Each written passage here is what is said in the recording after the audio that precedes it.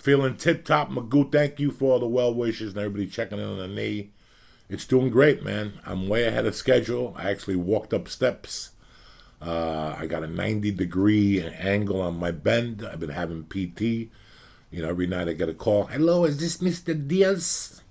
We will be over tomorrow at 10 o'clock. They come over, they walk me, they beat me to death. I'm doing really well on the medication, guys, between CBD Lion, the Tylenol 650 milligrams, and the oxys they gave me. I fucking alternate them around. And you know what? I was a little panicking because I was running out of them because they told me to take 2 every fucking 6 hours. But I was getting too fucked up. And I was getting too fucked up. They lower my blood pressure, those things. Tuesday morning, thank God, my wife came down in the middle of the night to check on me. She fucking woke me up. She's like, you're sweating up a storm. I had to take off my sweatshirt, take off my t-shirt, and she checked my blood pressure. She had to give me like fucking salted taffy to bring me back up again. So I was like, you know what? They sent me new prescriptions, and I've been using. The only time I really use the oxys, you know when you need them for? At night. At night, because you don't want to wake up at 4 in the morning to pee and be in that type of pain. You'll never fucking fall asleep again. So I've been, like I said, I've been doing my own pain management. So I rub some CBD on. I take some CBD gummies in the daytime. I had 2 boxes of them. I might as well start eating those motherfuckers. They're 10 calories a piece. They've been great in the daytime. Then at night I use the tincture.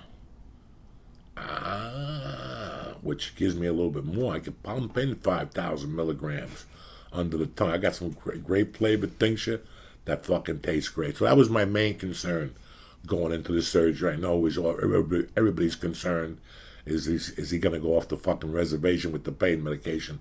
Thank God I'm not a fan. And I knew that.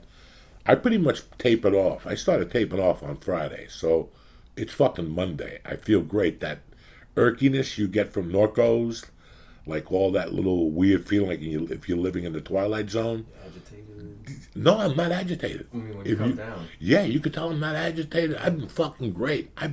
Listen, man, I'm 58. I don't expect, what do you expect to be tap dancing the next fucking day?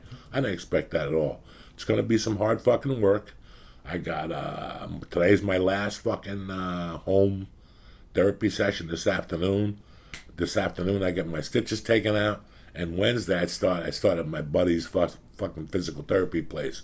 So I'm going right from one place right to the other. You know, I didn't Google this surgery. I usually Google everything. You know, I'm a half a fag. But I learned the hard way when my wife was having a baby. I Googled women having babies at 43. And holy fuck, it was the worst pregnancy of my life because I basically thought she was going to fucking die on the table. So I said, you know what, if I read anything about this knee surgery before I fucking have the surgery, guess what's going to happen? I'm going to fucking cancel it because I'll get too scared. So I think Tuesday, Wednesday, I started Googling and I went to WebMD, what to expect from your knee surgery, recovery time, exercises, and I've been taking it fucking seriously. So right now, in my mind, I still have a little pain. I still walk funny.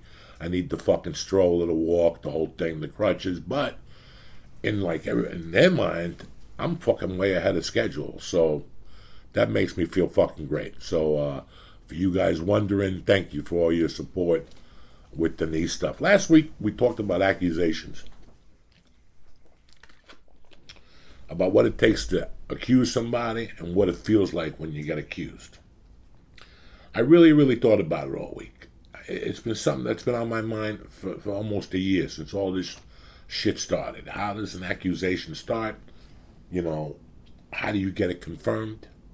You know, was somebody, well, I called my girlfriend when I got home. That's not good enough. You know, that's just not fucking good enough, you know. There's just so many fucking things. When the other night, I have a dear friend that comes over here a lot.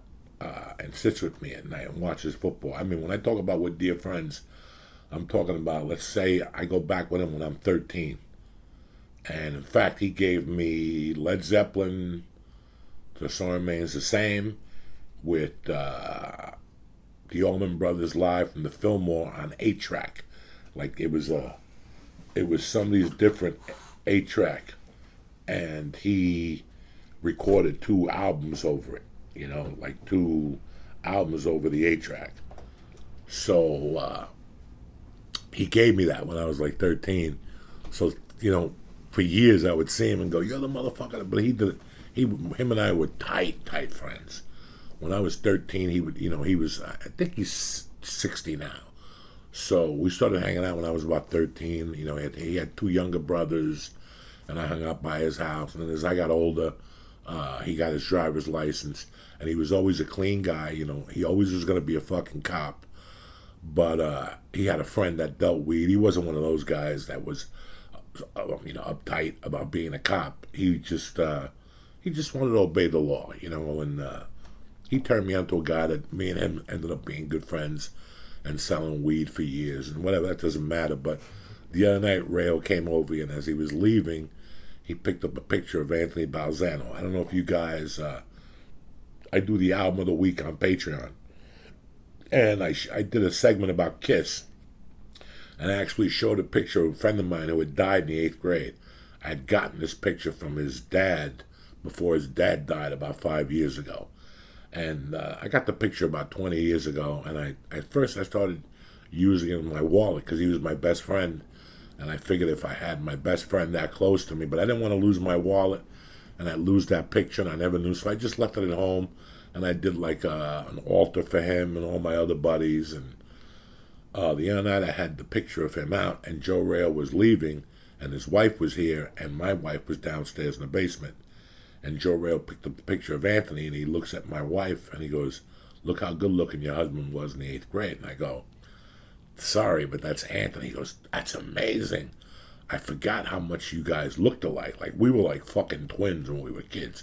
They called us both Pepper Nose, you know, because we both had big noses and we were skinny. He would lose his mind when you called him Pepper Nose.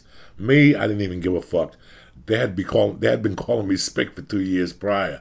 Pepper Nose was a fucking break. You know what I'm saying? Yeah, who gives a fuck about Pepper Nose? You just been calling me Spick for 2 years, so I didn't give a fuck. Him and I were really good friends. And, you know, he died in the 8th grade, and it really took a chunk out of who I was. Till this day, I still think a lot about Anthony. 40 fucking 8th grade, you know.